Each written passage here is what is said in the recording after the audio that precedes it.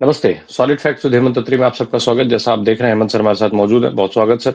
Sir, Bharatiya Janata party तो CD और इन सब कांडों के लिए माहिर मानी जाती है। बहुत सारे ऐसे कांड हुए, बहुत सारे लोगों को, अपने ही नेताओं को निपटाने के लिए सीडियां बहुत सारी जारी की गई, बहुत सारे ऑडियो विजुअल जारी किए गए। वो पूरे देश को पता है। लेकिन इस बार राहुल गांधी को फंसाने के लिए एक सीडी कांड प्लान किया गया। और वो सीडी कांड जो है, कोई ऐसा ऐसे वैसी जगह पे प्लान नहीं हुआ। वो सीडी कांड जो है बकायदा कोर्ट के थ्रू, मतलब कोर्ट में उस सीडी को सबमिट करके, और राहुल गांधी को चाहे उनकी संसद सदस्यता कह लीजिए या फिर जेल भेजने की तैयारी कह लीजिए, जो कुछ कह लीजिए, वो सारी तैयारियां की गई। लेकिन पूरी तैयारी तब धरी की धरी रह गई जब वो सीडी जो कोर्ट को दी गई थी, वो सीडी खाली निकल गई। सर, सवाल मेरा ये है कि जब सीडी वो खाली निकल गई, कोर्ट में सबमिट की गई थी, तो दो चीजें बनती है। एक तो पहला, राहुल गांधी को फंसाने की साजिश साफ तौर पे दिख गई। उस पर कोर्ट को क्या करना चाहिए। दूसरा, जब कोर्ट के अंदर ऐसी खाली सीडी प्रस्तुत कर दी गई, तो ये तो पूरी न्यायपालिका का मजाक बना दिया गया। और न्यायपालिका का जो मजाक बनाया गया, उस पर अभी तक न्यायपालिका ने कुछ भी नहीं किया। तो ये पूरा ओवरऑल अगर हम समझे, तो ये खेल चल क्या रहा है। जरा दर्शकों को विस्तार से ये बता दीजिए पूरा मामला। और फिर उसके बाद हम जरा न्यायपालिका की भी बात थोड़ी सी जरूर करना चाहेंगे इस मामले में भी। रामप्रकाश जी, नमस्कार आपको, सारे दर्शक साथियों को। देखिए, रविवार के दिन आपने बहुत ही बढ़िया टॉपिक चुना है कि हो क्या रहा है इस देश के अंदर। और ऐसा मामला आप सोचिए, मार्च 2023 से जो मामला कोर्ट के अंदर है, यानी कि 2.5 साल से ऊपर का समय हो गया, और अभी तक भी उसी स्टेज पे वो मामला खड़ा हुआ है। और राहुल गांधी पर जिस सीडी के आधार पर मानहानि का केस हुआ, वो कोर्ट में ब्लैंक निकला। आप कल्पना कीजिए कि वो ब्लैंक सीडी निकली, और उसके बाद सारे के सारे भौचक्के रह गए, चाहे वो कंप्लेंटेंट था और चाहे वो डिफेंडेंट था, राहुल गांधी की तरफ से जो वकील था। और इशू क्या है राम प्रकाश जी, इसको डिटेल में समझना जरूरी है। उसके बिना दर्शक सारी चीज तक नहीं पहुंच पाएंगे। तो हुआ क्या, जैसा मैंने बताया, मार्च 2023 में राहुल गांधी ने लंदन में एक भाषण दिया था, जिसमें उन्होंने विनायक दामोदर दास जो सावरकर हैं, उन पर उन्होंने कोई टिप्पणी की थी, उनकी पूरी देशभक्ति को लेकर के, ओवरऑल उनकी स्कीम ऑफ थिंग्स को लेकर। हिंदुत्ववादी विचारक माने जाते हैं वो, जिस तरीके से राइट विंग के। तो आपत्तिजनक देने का बयान देने का मामला था। और मानहानि केस जो है एमपी की, सॉरी, पुणे की जो एमपी एमएलए कोर्ट होती है, जिसमें थोड़े फास्ट ट्रैक केसेस चलते हैं, उसमें ये केस चल रहा है तभी से। और राहुल गांधी के भाषण की सीडी को कोर्ट के सामने पेश किया गया और उसको चलाने के लिए कहा गया, जिसके आधार पर यह केस शुरू किया गया था। और सारे जज, वकील और सारे के सारे हैरान रह गए। पूरा ड्रामा क्रिएट हो गया जब वो सीडी चलाने की कोशिश की गई और स्क्रीन पर कुछ नहीं आया। तो आप कल्पना कीजिए कि क्या सीन क्रिएट हुआ होगा वहां पर। तो राहुल पर जो विनायक दामोदर सावरकर का जो खिलाफ आपत्तिजनक भाषण देने का आरोप था, उसमें सावरकर के बारे में सारी आपत्तिजनक बातों का दावा किया गया था। सीडी चली ही नहीं, उसमें कोई कंटेंट था ही नहीं। जज और वकील देखते रहे कि भाई चल पड़े, शायद वेट करते रहे, वो बात बनी नहीं। और उसके बाद ये हुआ कि इसी सीडी के आधार पर, जो ये सीडी कोर्ट के अंदर जमा थी, इसी के आधार पर ये केस शुरू किया गया राहुल गांधी पर मानहानि का। और किसने किया? सावरकर के परपोते ने। इसी के आधार पर, सीडी के आधार पर, राहुल गांधी को कोर्ट में पेश होने के लिए समन भेजा गया था। और अब वो सीडी ब्लैंक मिलने पर, मतलब वकील तो छोड़िए, जो अपने कंप्लेंटेंट है सावरकर के परपोते, उनका वकील भी हैरान है। और इशू क्या है बेसिकली, राहुल गांधी के खिलाफ ये शिकायत दर्ज कराई गई थी तब 2023 में, कि उन्होंने लंदन में एक भाषण दिया और सावरकर के खिलाफ तमाम आपत्तिजनक बातें कही। और उसमें जो एमपीएमएलए कोर्ट में जो कंप्लेंटेंट है, उसके जो जो जज साहब सुन रहे हैं सुनवाई, वो अमोल शिंदे साहब हैं, मजिस्ट्रेट। वो उनके पास सुनवाई चल रही है। एविडेंस के तौर पर ये जो सीडी थी, ये सीलबंद लिफाफा, आपको पता है ना, सील्ड एनवेलप के अंदर वो जमा कराई जाती है। और यह भी दावा किया गया है कि ये सीडी पहले कोर्ट में आधार को चलाई गई थी, और इसी के आधार के ऊपर ये समन वगैरह जारी हुए थे। लेकिन अब जब ये इसको, सावरकर की गवाही चल रही थी, उनके जो सावरकर के परप होते हैं, उनका नाम है सत्तेकी सावरकर, सत्तेकी, उनके कंप्लेंट के ऊपर ये केस चल रहा है। जब गवाही शुरू हुई और सीडी फिर खोली गई, तो वो बिल्कुल ब्लैंक थी और कोई डेटा उसमें नहीं मिला। बेसिकली सत्तेकी की ओर से दलील पेश कर रहे जो थे, वो थे एडवोकेट संग्राम कोलटकर। उन्होंने ये कहा कि साहब, ये तो पहले कोर्ट में चल चुकी है और इसी के आधार पर तो केस शुरू हुआ था। तो सारे हैरान रह गए। कोलटकर ने कोर्ट से कहा कि राहुल गांधी का वो विवादित भाषण, जब आप बैकफुट में तो आना ही था, भाई जिसके बेसिस पे आपको सम्मन किया गया है और वो चीज कंटेंट चले ही ना, तो वकील क्या करेगा? तो उसने फिर जैसे वकील करते हैं साइड वाइड इधर उधर की, तो उन्होंने कहा कि इसमें कोई ऐसी चीज नहीं है। और जो राहुल गांधी का ये जो भाषण है, विवादित भाषण कथित तौर पर, ये सोशल मीडिया प्लेटफॉर्म पे, यूट्यूब पे, सब जगह अवेलेबल है। इसे वहीं से सीधा देख लिया जाए। कमाल देखिए आप, कोर्ट के अंदर जो आपने दिया वो चल नहीं रहा, और सोशल मीडिया प्लेटफॉर्म से सीधे देख लिया जाए। और कोर्ट को उन्होंने वीडियो का लिंक दे दिया यूट्यूब का कि इस पर देख लीजिए। इसको आप बताइए कौन स्वीकार करेगा? कोर्ट के अंदर आप जो भी चीज देते हैं वो बाकायदा एविडेंस एक्ट के तहत, सीआरपीसी के तहत, आईपीसी के तहत, जो भी बीएनएस जिसको आप कह लीजिए, उसके अंदर बाकायदा एक अंडरटेकिंग देनी होती है कि जो कंटेंट में ये दे रहा हूं ये सर्टिफाइड है। तो इस पे जो कोर्ट का वीडियो का लिंक देते जो राहुल गांधी के वकील थे मिलिंद पवार, उन्होंने कड़ा विरोध किया, कहा कि ऑनलाइन वीडियो अपने आप में कभी सबूत नहीं होता है। और मजिस्ट्रेट ने, शिंदे ने भी ये बात मानी, और उन्होंने ये कहा कि जो मजिस्ट्रेट ने, कि इंडियन एविडेंस एक्ट की धारा 65 बी के तहत जो यूट्यूब का यूआरएल होता है वो सर्टिफिकेट कभी भी सर्टिफाइड नहीं होता, सपोर्टेड नहीं होता, इसलिए इसको सबूत नहीं मान सकते। अब सोचिए आप। और एविडेंस एक्ट की पोजीशन क्या है इसके अंदर? इंडियन एविडेंस एक्ट जो है उसकी धारा 65 भी ये बताती है कि अगर कोई भी इलेक्ट्रॉनिक रिकॉर्ड जैसे mobile, computer, CCTV, email, video, court में जब आप सबूत के तौर पर अगर इस्तेमाल आपको करना है, तो उसके साथ एक अंडरटेकिंग या सर्टिफिकेट आप कह सकते हैं वो देना जरूरी होता है। उसमें ये लिखना है कि ये डेटा असली है, सही तरीके से बिना डिवाइस के लिया गया है, और इससे कोई छेड़छाड़ नहीं की गई है। इसके बावजूद जो है कोलटकर ने दो और सीडी कोर्ट में पेश की और कहा कि इन्हें खुली कोर्ट में देख लिया जाए।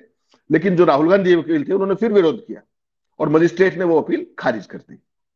अब क्या है कि कोलटकर ने कोर्ट से ये पता लगाने के लिए न्यायिक जांच की मांग की। जो कंप्लेंटेंट है उसका वकील कह रहा है कि इसकी जांच की जाए कि पहले जो सीडी चली थी वो अचानक खाली कैसे हो गई।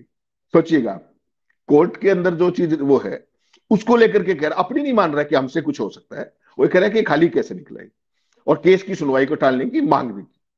जो राहुल के वकील थे उन्होंने इसका भी विरोध किया, लेकिन उसके बावजूद भी ये सुनवाई अब आगे चलती रहेगी। 5 दिसंबर को अगली सुनवाई होगी। ये सारी की सारी बैकग्राउंड है राम प्रकाश जी, लेकिन इसमें बहुत सारे सवाल कानूनी है वो आकर के खड़े हो गए। ये चीज देखनी पड़ेगी कि कांग्रेस जो राहुल गांधी के खिलाफ मानहानि कोर्ट में जिस तरह से केस को पूरे देश में प्रोजेक्ट किया जा रहा था राइट विंग के द्वारा कि आपत्तिजनक भाषण देने का मामला है, ये है, वो है, और वही अगर खाली निकल जाए तो फिर केस में बचेगा क्या? उसमें कोई कंटेंट है ही नहीं। तो ये अपने आप में बहुत सारे सवाल खड़े करता है, तो जिसको आने वाले समय में कोर्ट अपने हिसाब से एग्जामिन करेगा। सर दो चीजें हैं, पहले जरा हम जो जिन्होंने केस किया उनकी बात कर लें, फिर हम न्यायपालिका पे आ जाएंगे। अब जब ये पूरा मामला दिख रहा है कि ब्लंडर हो गया है, सीडी ब्लैंक निकल गई, तो क्या पहला सवाल ये नहीं उठता है कि जिन महोदय ने केस किया है, जिन लोगों ने ये सबूत सबमिट किया है, इसके आधार पर नोटिस करवाया, ये सब हुआ, तो पहले अदालत को तुरंत फौरी तौर पर उनके ऊपर कार्रवाई करनी चाहिए ताकि एक सही मैसेज जाए। पहला सवाल तो ये। दूसरा, अब जब ये दिख गया है कि ये सीडी पूरी ब्लैंक है, तो ये मामला तुरंत खारिज हो जाना चाहिए था पहले ही इस स्तर पे। नहीं राम प्रकाश, देखिए कोई भी अदालत किस रूप में, इसमें दोनों चीजें होती हैं। एक तो ये कि अदालत स्वतः संज्ञान लेकर के कंप्लेंटेंट के खिलाफ एक्शन इनिशिएट कर दे, एक तरीका तो वो है। और दूसरा तरीका वो है कि जो राहुल गांधी के वकील हैं वो एक केस दायर करे, अलग से एप्लीकेशन मूव करे कि मेरे वकील को फंसाने की कोशिश की गई, हैरास करने की कोशिश की गई, और उसके आधार पर फिर फर्दर केस चले। तो इसके अंदर लीगल पोजिशन बिल्कुल साफ है। अगर आप कहें तो मैं पूरा एक लीगल पोजिशन क्या है इस सारे में वो दर्शकों के लिए क्लियर करना जरूरी है, ताकि फिर दूध का दूध और पानी का पानी हो जाएगा। जैसा मैंने कहा पहले, जो इलेक्ट्रॉनिक साक्ष्य है उसके तहत भारतीय जो साक्ष्य अधिनियम है, एविडेंस एक्ट, उसकी धारा 65 बी, अब वो जो नई बीएनएस आई है उसके अंदर धारा 63 कर दी गई है।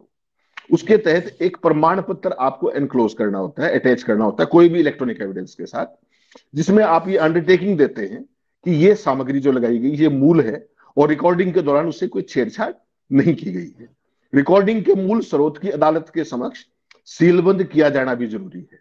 यदि ये घोषणा झूठी पाई जाती है तो इसे गलत तरीके से दोष सिद्धि के लिए झूठे साक्ष्य प्रस्तुत करने के रूप में माना जाएगा, और ये आईपीसी की धारा 193 जो अब 229 हो गई है उसके तहत झूठे साक्ष्य प्रस्तुत करने के लिए दंडनीय अपराध है, दंडनीय। यदि शिकायतकर्ता द्वारा राहुल गांधी को दोष सिद्धि के लिए सबूत के तौर पर पेश की गई सीडी में कुछ भी नहीं था, तो अदालत शिकायतकर्ता के खिलाफ धारा 229 भारतीय न्याय संहिता के खिलाफ के तहत झूठी गवाही देने का मामला दर्ज कर सकती है, स्वतः संज्ञान लेकर के, जिसके लिए 7 साल की कैद का प्रावधान है, 7 साल। इसमें दूसरा यह है कि जब भी कोई व्यक्ति इलेक्ट्रॉनिक साक्ष्य द्वारा समर्थित शिकायत दर्ज करके किसी क्षेत्रीय न्यायालय के आपराधिक क्षेत्राधिकार का आह्वान करता है, तो उसे साक्ष्य के मूल निर्माता व्यक्ति से भारतीय साक्ष्य अधिनियम की धारा वही 65 के तहत वो पेश करना होता है, जिसके तहत अभियुक्त को तलब किया गया है। और रिकॉर्डिंग, जब साक्ष्यों की रिकॉर्डिंग होती है उस समय वो इलेक्ट्रॉनिक साक्ष्य चलाया जाता है। इसमें अगर किसी भी तरीके का एडिटिंग मिलती है, आपको हेर फेर किया हुआ मिलता है या खाली पाया जाता है, तो ये झूठी गवाही का मामला मिलता है। तो मैंने जैसे कहा, स्वतः संज्ञान न्यायालय ले सकता है और धारा 340 सीआरपीसी के तहत नोटिस जारी करके स्पष्टीकरण मांग सकता है। किससे? जो जिसने पेश की थी, यानी कि कंप्लेंटेंट ने। उसके अलावा जो बेसिकली वो न्यायालय ये पूछेगा कि आपके खिलाफ कार्रवाई क्यों न की जाए, नोटिस देगा एक तरीके से। और अभियुक्त न्यायालय से झूठी गवाही देने वाले शिकायतकर्ता के खिलाफ कार्रवाई करने के लिए आवेदन देकर न्यायालय से हस्तक्षेप की प्रार्थना भी कर सकता है। डिफेंडेंट हियरिंग के दोषी पाए जाने पर न्यायालय 5 साल तक की सजा दे सकता है। तो मामला तो as per Indian evidence act हो चाहे बीएनएस हो, उसमें तो मामला बिल्कुल क्लियर है। अब ये डिपेंड करेगा कि जो शिंदे साहब हैं, जो जज साहब हैं, मजिस्ट्रेट साहब, वो इसको किस रूप में लेते हैं। वो इसको एक सामान्य चीज मानते हैं। जब शुरू के अंदर केस लॉन्च किया गया था उस समय क्या स्थिति थी, उस समय क्या वो सीडी चला करके देखी गई थी? कंप्लेंटेंट का वकील तो दावा कर रहा है, अब उसका कंटेंट था, ट्रांसक्रिप्ट थी, या वो क्या था? ये अपने आप में देखना बड़ा रोचक होगा। लेकिन एक चीज बड़ी साफ है, इससे एक बात साफ हो रही है कि राहुल गांधी के खिलाफ जो देश में मेरे ख्याल 1.5 दर्जन के आसपास मानहानि के केस राइट विंग ने अलग अलग कोर्टों के अंदर देश में घुमाने के लिए, उनका वो करने के लिए कि घूमते रहो भैया सारी बार, तो उस टाइप की चीज में होना जाना जो भी होता है वो पता ही आपको। एक मानहानि के केस में राहुल गांधी, वो तो फिर ऐसे तो सर न्यायपालिका को तुरंत राहुल गांधी पे जितने भी मुकदमे चल रहे, पहला आदेश ये देना चाहिए कि सभी मुकदमों के साक्ष्य की सही से जांच कर ली जाए कि क्या वो वास्तव में मुकदमे मामले हैं भी कि नहीं है। क्या ये भी एक त्वरित कदम होना चाहिए। एक चीज और है सर, ये पहला मामला था शायद, या भारत के इतिहास का पहला मामला होगा जिसमें जिसके ऊपर मानहानि की गई है वो स्वयं कह रहा है कि नहीं, मैं इसमें अभी और बात करना चाहता हूं, मैं इसमें अभी और सबूत रखना चाहता हूं। भाई राहुल गांधी ने तो ओपनली कोर्ट में कहा ना कि नहीं, मैं और साक्ष्य इसमें ला करके रखना चाहता हूं। कोर्ट, अच्छा सबको पता था कि राहुल गांधी क्या खेल खेलना चाहते थे। सावरकर का वो इतिहास जो भाजपा छुपाना चाहती है, राहुल गांधी ला करके कोर्ट में रखते, फिर वो ऑन रिकॉर्ड आ जाती। इस वजह से भाजपा पहले ही भाग रही थी। और अब ये फर्जी सीडी का निकल जाना, ये कांग्रेस के लिहाज से और राहुल गांधी के लिहाज से अगर हम बात करें तो ऐसे समय पर जब भाजपा लगातार राहुल को घेर रही है, कितना बड़ा एडवांटेज है ये राहुल गांधी के लिए? नहीं राम प्रकाश जी, अभी तो चूंकि केस की हियरिंग ऑन है और मजिस्ट्रेट इसको किस रूप में लेते हैं आगे, वो स्वतः संज्ञान लेकर के कंप्लेंटेंट को नोटिस करते हैं या राहुल गांधी के वकील उस पर मूव करते हैं, एक तो वो देखना बड़ा इंटरेस्टिंग होगा। दूसरा, आपने कहा कि अदालतों को देख लेना चाहिए कि राहुल के खिलाफ एविडेंसेस सारे केसेस में ऐसे ही तो नहीं है कहीं जिस तरीके से। तो मैं एक चीज बता दूं, मानहानि केस के मैंने भी झेला है, मानहानि केस एक बड़े वरिष्ठ अधिकारी ने सेवा की थी मेरी भी 5-7 साल। तो उसमें सबसे पहले क्या होता है कि जब आप मेरे खिलाफ मानहानि करते हैं तो एविडेंस एक्ट के तहत पहले आपकी बाकायदा गवाही दर्ज होती है, आप अपने साक्ष्य प्रस्तुत करते हैं और उसमें आप ये भी बताते हैं रिकॉर्डिंग के दौरान कि इस कारण से मेरी मानहानि हुई और इन लोगों ने मुझे बताया कि तुम्हारे बारे में ये छपा है, तुम्हारे बारे में ये बात कही गई है। जब वो सारे का सारा चीजें हो जाती हैं, समनिंग से पहले की स्टेज है वो सारी देखने के बाद अदालत तब समन करती है कंसर्न व्यक्ति को, एक्यूज्ड को। तो इस केस के अंदर ये तो बात सच है कि राहुल गांधी को समन तो किया जा चुका है, इसमें तो कोई कंफ्यूजन है नहीं। अब फर्दर जब स्टेज चली केस की तब ये पता लगा कि ये तो सीडी खाली है। तो ये बेसिकली जो आपने कहा ना कि देश की बाकी अदालतों को देख लेना चाहिए, तो वो अदालतें तो देखेंगी या नहीं देखेंगी, उसके पीछे तो मोटिव भी जो कंप्लेनेंट सारे उसको भी आप समझते हो, वो कौन लोग हैं वो भी सबको पता है। लेकिन इस तरीके का आदेश तो कोई सुप्रीम कोर्ट ही कर सकता है, हाईकोर्ट तो एक कंसर्न स्टेट तक ही सीमित रहते हैं। वो तो डिपेंड तब करेगा जब राहुल गांधी को इस तरह की एप्लीकेशन लगाए सुप्रीम कोर्ट में कि साहब ये मेरे खिलाफ इस तरह के केसेस चल रहे हैं। और सुप्रीम कोर्ट का आजकल पता है आपको किस तरह की राय रहती है, राहुल गांधी के बारे में एक जज ने तो पूरा ज्ञान ही दे दिया था पूरे का पूरा कि क्या कर, और सावरकर का ही मामला था अगर आपको ध्यान हो तो भी थोड़े दिन पहले बाकायदा राष्ट्र का नाम संदेश दिया, जैसे अपने धनखड़ साहब देते थे ना राज्यसभा के पटल पे बैठ करके कि आरएसएस इतनी राष्ट्रवादी है फला है, ऐसे ही एक जज साहब हमारे उन्होंने सुप्रीम कोर्ट में बैठ के राहुल गांधी को बाकायदा उपदेश दिया, सावरकर को बहुत महान स्वतंत्रता सेनानी बताया, पूरा ज्ञान दिया उन्होंने। तो उस तरह की राहुल गांधी तो सब जगह अपने अपने केसेस अपने हिसाब से लड़ रहे हैं जैसे भी, लेकिन ये मामला अपने आप में बड़ा रोचक हो जाता है, पूरी राइट विंग के लिए भी एक बड़ा झटका है। क्यों? क्योंकि राहुल गांधी ने शुरू से इसको एक टेस्टिंग केस बना दिया था। उन्होंने कहा कि नहीं, जितनी भी बातें मैंने कही हैं मैं उन पर खरा हूं और मैं उन पर आगे बात करना चाहता हूं, इस पर ओपन बहस हो जाए। तो ये अपने आप में सावरकर के मामले को, और वो भी देखिए महाराष्ट्र के अंदर जहां पर शिवसेना और जो उद्धव ठाकरे वगैरह जो लोग हैं वो इस मामले को लेकर के बहुत ज्यादा पॉजिटिव रहते हैं, आपको पता है। कई बार ये भी हुआ कि सावरकर का मुद्दा, because they are allies Congress और उद्धव ठाकरे की पार्टी, तो उन्होंने एक दो बार इस पे ये भी हुआ कि यार इसका जिक्र मत किया कीजिए जब आप महाराष्ट्र में आते हैं बाकी जगह जाते हैं। कई बार इसमें रस्साकशी टाइप की चीज भी हुई, बयानबाजी हुई। तो अब लेकिन राहुल गांधी इस मामले में कहीं नहीं चूकते, चाहे वो देश में हो कि ये किस तरह के स्वतंत्रता सेनानी थे, कैसे माफी मीर थे, कितनी माफियां मांगी गई, वो हर चीज को रिकॉर्ड पे ला, क्योंकि चीजें डॉक्यूमेंटेड है, वो जितनी माफियां हैं वो भी डॉक्यूमेंटेड है। तो वैसे में अब जो परपोते हैं सावरकर के, उनका जो वकील है वो क्या लाइन लेता है इसमें, सत्यजीत सावरकर उनको क्या बताते हैं कि मैंने क्या करना है, whether to continue with this case, to bring new evidence, to launch a new case, और जज साहब शिंदे साहब क्या करते हैं, और राहुल गांधी के वकील क्या, सबसे इंटरेस्टिंग क्या होगा कि क्या राहुल गांधी के वकील एप्लीकेशन मूव करते हैं कि इनके खिलाफ कार्रवाई की जाए, वो देखना बड़ा इंटरेस्टिंग होगा कि जितने एग्रेसिव राहुल गांधी अब तक है इस मामले में कि नहीं नहीं जो मैंने कहा है मैं अपनी बातों पर खड़ा हूं और आप आइए और क्यों करते हैं। तो अब क्या जब ये एविडेंस जो है खाली निकलाई, ब्लैंक निकलाई सीडी, तो क्या राहुल के वकील उस लाइन पे जाएंगे पवार साहब कि नहीं इन्होंने फर्जी एविडेंस की है और इनको फायरिंग लाइन में ले लेंगे उल्टा, क्या गए थे नमाज अदा करने रोजे गले पड़ गए, कहीं ऐसा ना हो कि राहुल को फंसाने चले थे खुद ही फंस जाए इस खाली सीडी वाले मामले में। इसमें अदालत का जो रुख है वो देखना बड़ा इंटरेस्टिंग होगा प्रकाश। आपको लगता है कि आज न्यायपालिका स्वयं से इस तरीके की चीजों को संज्ञान ले सकती है, या अभी जहां पर ये मामला है वो स्वतः रूप से, क्योंकि अब तो ये पूरा समन ही फॉल्स हो गया ना, अब तो ये समन ही फर्जी हो गया, बिना सबूत के कोई समन उनको दे दिया गया, तो ये इसमें तो फिर न्यायालय की भी गलती मानी जानी चाहिए, न्यायालय स्वयं उसका जिम्मेदार हो जाएगा। आपको लगता है कि न्यायालय इस बारे में विचार करेगा? नहीं, विचार तो करना ही चाहिए कि किन परिस्थितियों में, जांच तो होनी चाहिए ना भाई, कि वो सीडी उसका जिसका कॉग्निजेंस लिया आपने एक एविडेंस के तौर पर, क्या वो सीडी में उस टाइम कंटेंट था, क्या वो रिकॉर्डेड है ट्रांसक्रिप्ट उसके अंदर जो कुछ भी था, या जल्दबाजी में समन कर दिया गया। वो सारी चीजें तो अगर अदालत जांच करना चाहेगी तो वह जांच हो सकती है और उसमें दिक्कतें बढ़ सकती है कंप्लेनेंट की भी और ओवरऑल इस सारे लीगल प्रोसेस की भी जिसके तहत राहुल को समन किया गया। और आपने कहा कि ये अदालत सर, का ये क्या रुख बड़ा रहेगा। सवाल, मैं फिर वही कह रहा हूँ सर, ये बड़ा सवाल तो सावरकर के परपोते से कहीं ज्यादा अदालत के ऊपर बड़ा सवाल हो गया है कि भाई आखिर आपने किस बिहाफ पे ये नोटिस इशू किया। अगर वो सीडी ब्लैंक थी तो आपने पहले क्या किया, अब क्या कर रहे हैं? पहले सीडी अगर चली तो फिर बदल गई, अगर बदल दी गई तब भी अदालत की ही जिम्मेदारी बनती, क्योंकि सबूत तो अदालत की कस्टडी में है। नहीं, वो सील्ड एनवेलप होता है बाकायदा, सील्ड सीडी, सील्ड एनवेलप, उसकी ट्रांसक्रिप्ट सारी चीजें होती है।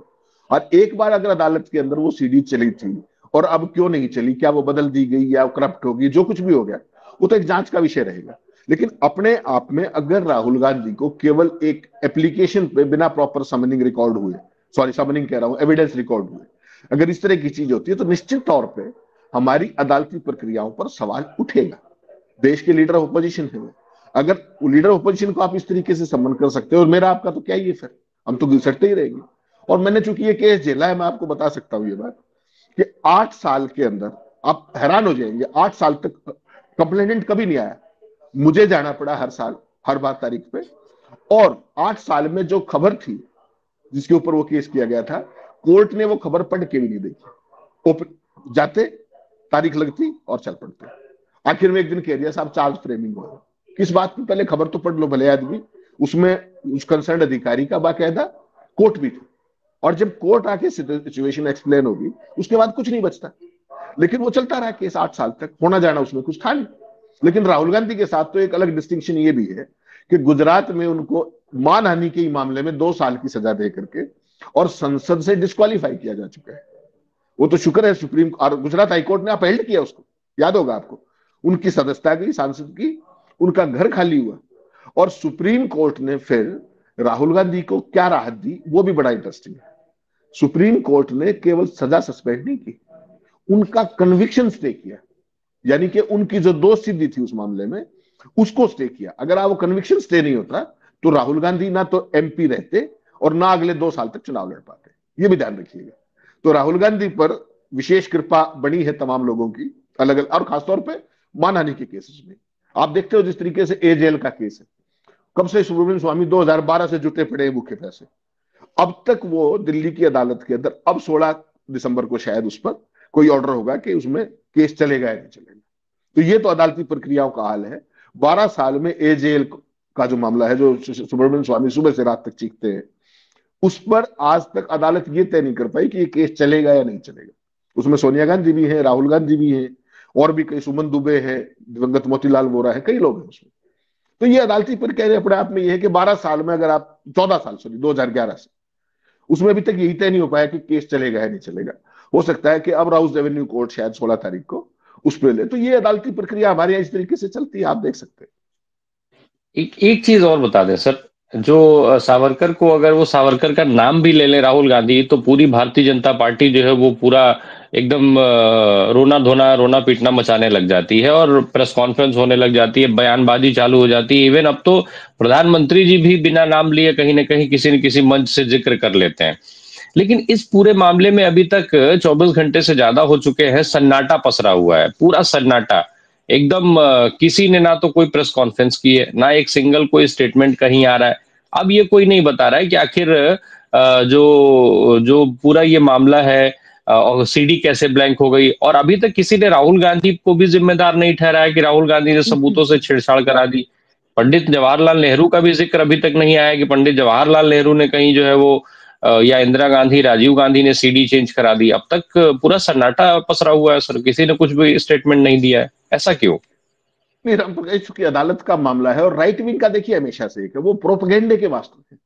उनके हाथ में कुछ भी लग जाए तो फिर उसका तो वो पता नहीं क्या बना के रखते हैं।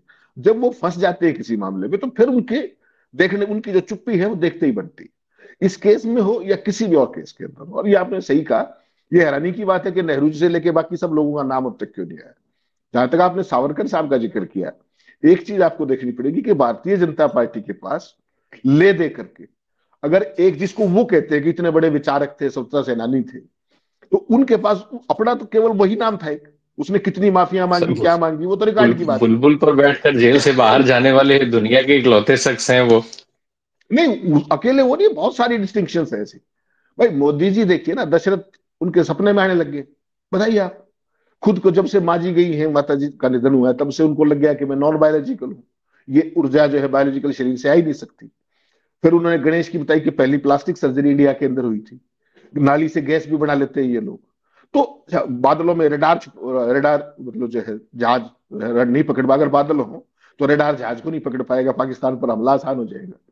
तो इस तरह का अद्भुत ज्ञान ये अकेले, आप ये मत मानिए कि केवल मोदी जी के पास है, पूरे राइट विंग के पास इसके अलावा है भी क्या। और पूरे देश के अंदर इतना बड़ा आजादी का आंदोलन चला, कभी इनका कोई व्यक्ति मिला, एक सावरकर है ले दे करके, वो दुख तिरक राहुल गांधी छेड़ देते हैं, ले दे करके बता देते हैं कि फलानी तारीख को इतना माफीनामा दिया, फिर ये दिया, इतनी पेंशन ली, इतनी पेंशन तो अधिकारियों की भी नहीं होती थी, क्यों दी।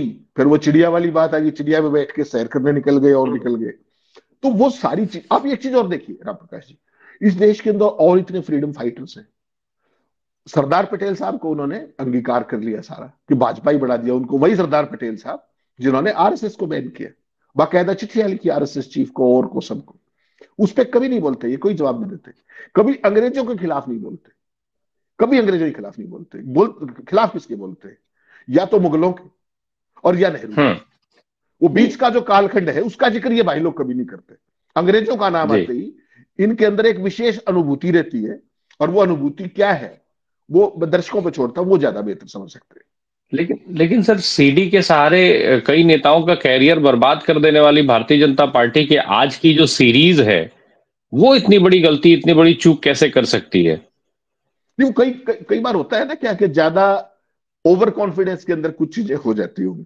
तो अब वो किस स्तर पे हुई है, कंप्लेनेंट के स्तर पे हुई है, या अदालत ने जल्दबाजी में, मैं ज्यादा सवाल उस पर अदालत पे इसलिए नहीं कि आप समझ सकते हैं कि जुडिशियल प्रोसेस सारा है, लेकिन क्या वास्तव में जब ये केस दर्ज किया गया समनिंग की स्टेज पे, उससे पहले जो एविडेंस रिकॉर्ड, जैसा मैंने बताया जो प्रोसेस है, उसमें क्या सीडी चलाई गई थी?